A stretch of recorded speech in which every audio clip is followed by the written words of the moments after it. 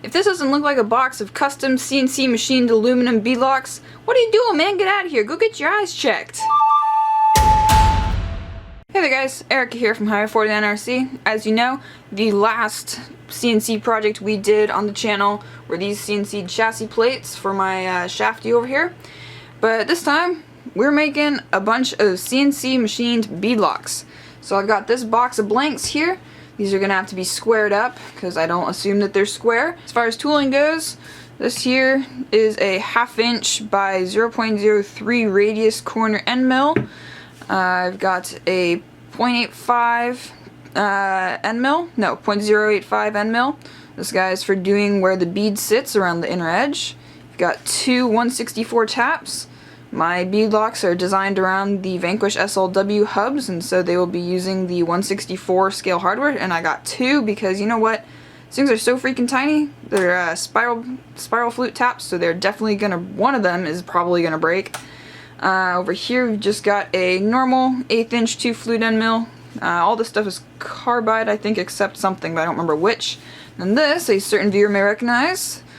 This was sent to me by a viewer, thank you very much, and I shall be using it in this project.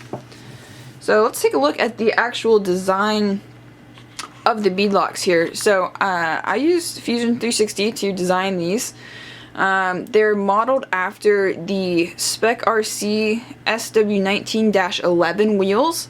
They're almost an exact copy, but that's mainly just because I need kind of something to go off of, and also I like the look. They didn't look super cookie cutter. They kind of had their own little flair, and I think they're pretty cool.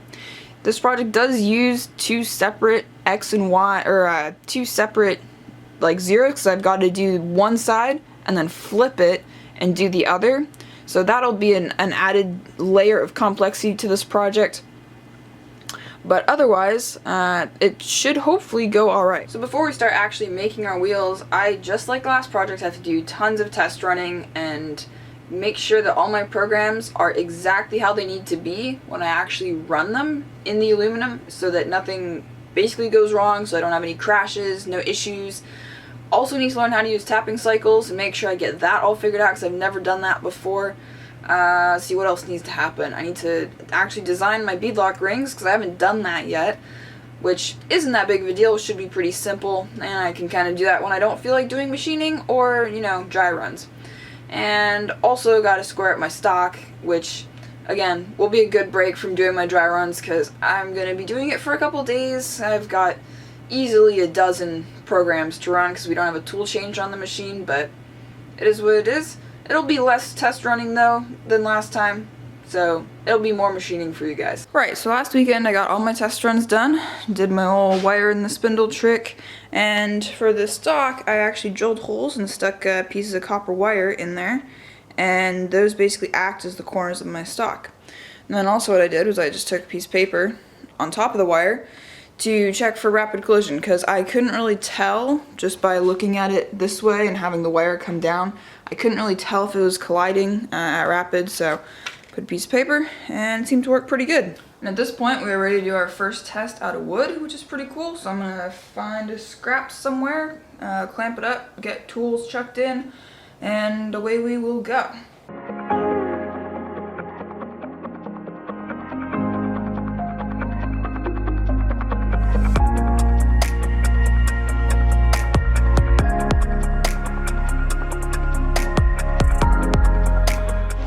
Well, so far it's looking great, so let's flip it over and do the backside.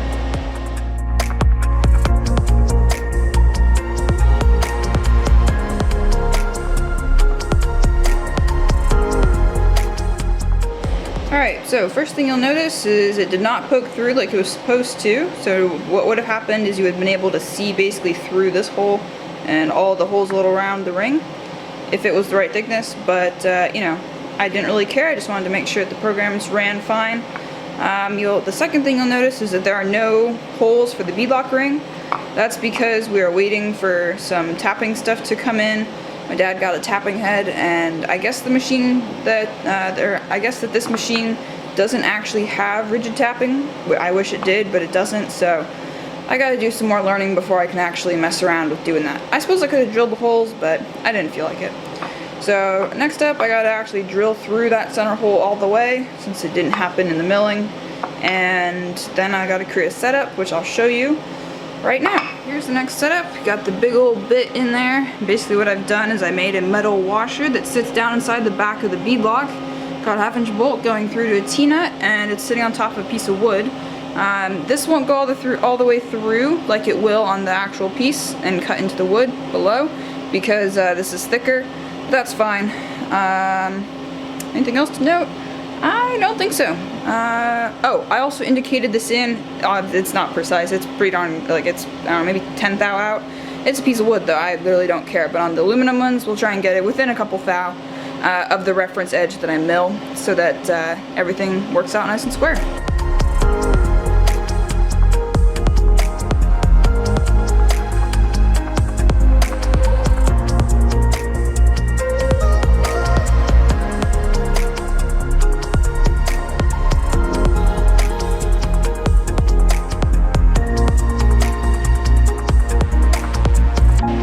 This thing was chattering like crazy, which is no surprise, being it's probably a 2.5 inch length of cut.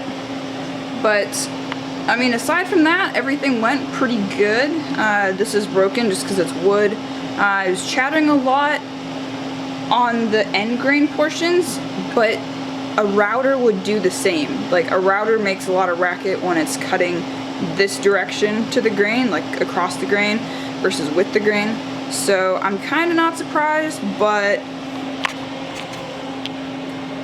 I might actually get a more suitable cutter for this, like get an 1.25 inch length of cut instead of a 2.5 inch length of cut. So I think that would probably be a good plan, even though I really want to use this bit that person sent me. We'll have to see. I might run one out of aluminum, go real slow, and see what happens. And if it's just not being happy, then I'll have to get another bit. But at least you got to see your bit get used in one of my videos, so that's cool. And at this point, my next step is to basically grab some blocks of aluminum, grab my spinny spring-loaded slidey wiggly dealy. God, what's that thing called? Edge finder, that's what it's called. Grab that thing and a bit and just start milling edges, get all that stuff squared up real nice. Basically, I just want to make a perfect reference corner. The rest I don't really care about, but I'm gonna square up probably 5 pieces so that I can break a tap in one of them. Yeah, because it's gonna happen, you know. I mean, I'm tapping like 130 holes. It's probably gonna happen at some point, so might as well have an extra. But I got 15 blocks, so I'm totally covered. Then after that, we'll start running all of the other programs, and maybe the one with the long bit, and we'll have to see on that one. Yeah, let's get to it.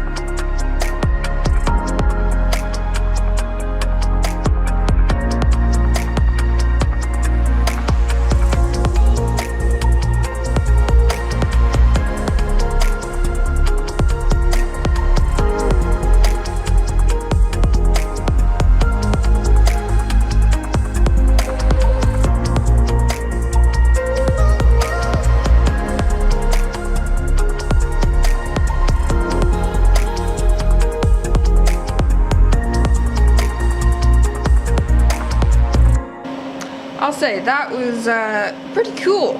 So I got the edges all squared up, which really only needed to do this and this, but I decided to do all the way around, and I was like, hell, that'll fit like that. Why not face this also? So I gave it a shot, and that thing works a treat, man. That thing works a treat. And actually, just yesterday I was talking to my dad. I was like, man, when on earth are you ever going to use the full depth of cut on that thing? And here I am using it today. I mean, I was taking off like 5/1000ths on these sides per cut.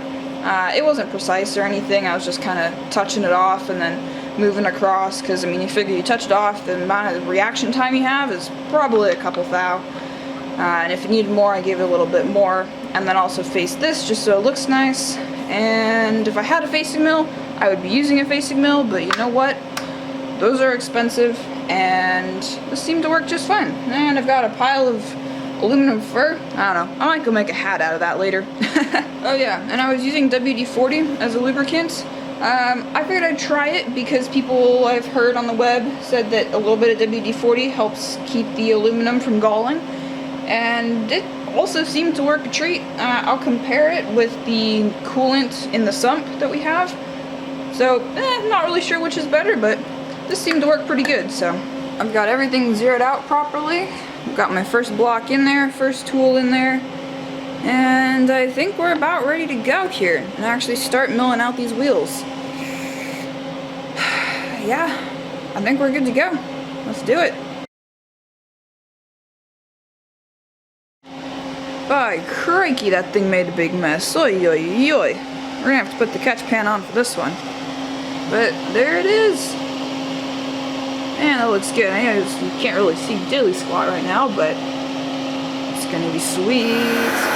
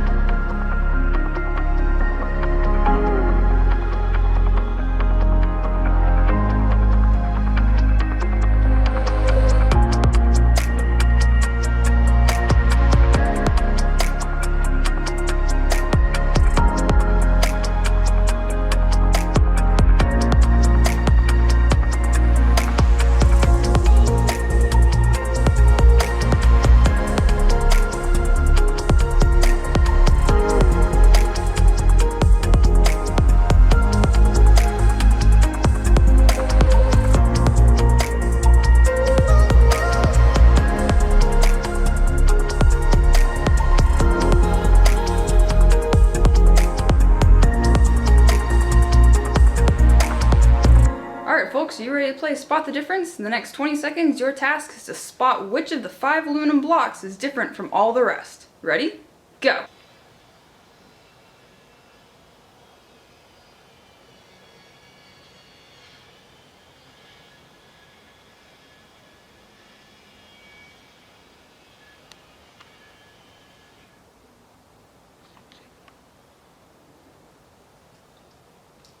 Alright, so we made a mistake. Yeah, it was this one. What happened was this got clamped in the vise 90 degrees off, like that, instead of like this. So we got holes drilled in the wrong spot. I may finish machining this one and still use it just because it would be really kind of funny to use one that's got the holes wrong. I don't know. I think it'd be a fun Easter egg for people that watch the channel. They would know, and nobody else really would, unless you actually really looked close. But I did make little punch marks in the bottom corner, or the reference corner that I was using, and basically I probably mistook a chip up here or here for the reference corner, and put it in that way, or just wasn't paying attention. But I'm guessing it was probably a chip that I thought was the corner, and I thought that was a chip, or maybe there was a chip on top of this. You know, stuff like that happens, but it's a good thing we've got 5. If I actually end up completing this one, I may tap it also, and just hope that if a tap breaks, it breaks in this one. Like, I'll probably do 2, and then break the tap in this one, and then do the next 2. Unintentionally, of course, but oh well. Things like that happen. It's a good thing I've got tons of extra blocks, though. Can we also admire real quick how gorgeous these look in the sun? Like, seriously, so nice. With that, today's work is done. I've been at it for about probably the better part of 6 hours this morning, and it's starting to get warm, so I'm gonna go in, chill out, and then maybe tomorrow we'll do the backside.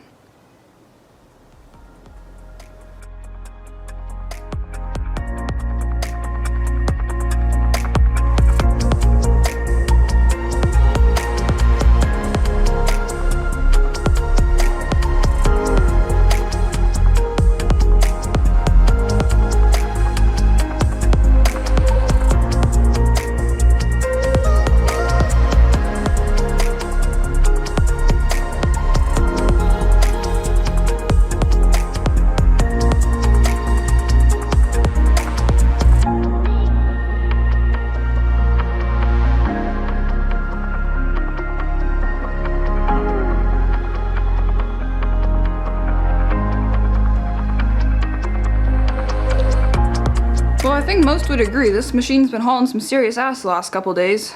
I've been working it pretty hard, pretty non-stop, so it's been doing a great job though. Made a big old mess. I'm really glad I put the chip tray on.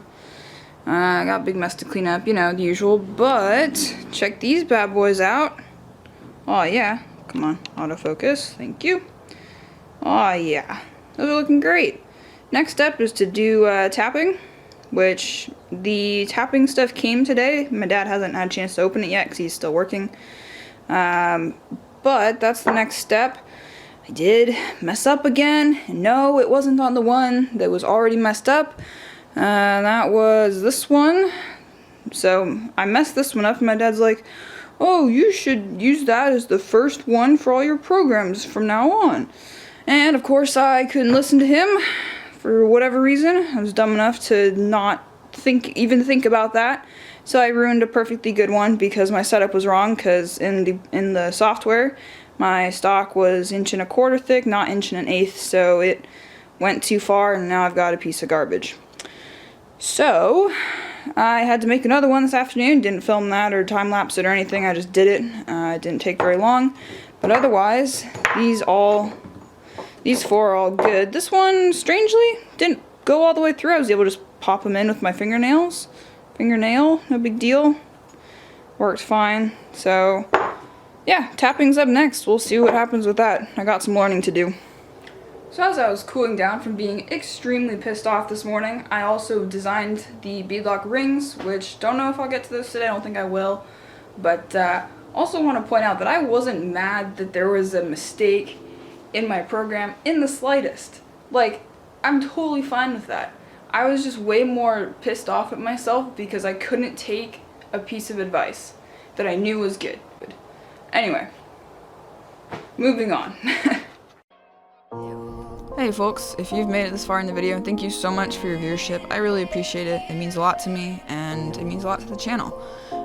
So I want to do a quick apologize for cutting this video short. After this last clip, the project really just kind of went downhill. I was starting to work on the beadlock rings because I didn't want to mess around with tapping yet, and I ended up screwing it up, you know, 5 or 6 times, and I had just had it. So when I'm gonna get back to this project, I'm not sure. I'm sorry it couldn't have been as epic of a video and, you know, project as you may have wanted, or maybe that's what I wanted, but, you know, yeah, I've just put it down, and we'll see when I get back to it. There's 2 more weeks until the Autism Awareness Crawl, which I am going to, and I wanted to have them done for, so I may still get around to finishing it before then, but if I don't, you guys will probably see it sometime in the future. So, thank you guys for watching. Leave a like, subscribe, comment, follow me on Instagram, join the Discord, support me on Patreon, all that good stuff, and I'll see you when I see you.